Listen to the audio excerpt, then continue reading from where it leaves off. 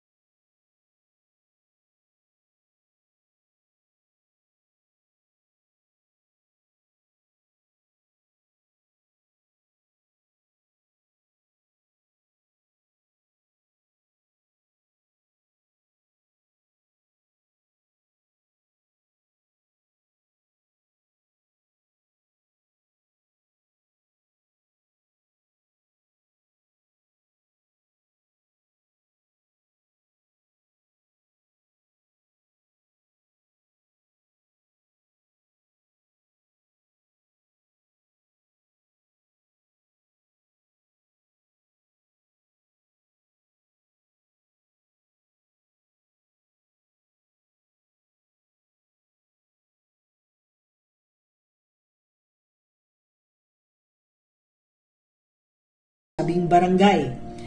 Gob, maraming salamat po dahil ang inyo pong ipinagkaloob na tulong sa aming barangay, lalo't higit sa mga indigent na constituent po natin.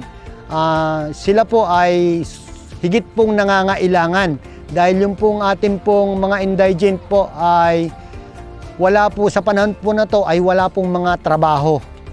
Wala pong pinagkukunan kundi umaasa lang po sa mga samut-saring mga gulay na kung saan ay kinukuha ng mga tao para maibenta, minsan maipalit lamang ng bigas.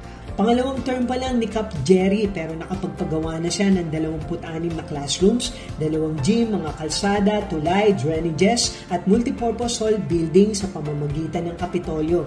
Gaya ni Noveline, naniniwala siyang hindi dapat parating dumidepende sa mga ayuda, bagkus dapat itong gawing inspirasyon para magkaroon ng sariling inisyatiba. Para sa Balitang Nueva Ecija, Delphine Agustin, Ilaw, DWNE Teleradyo, ang inyong kakampi.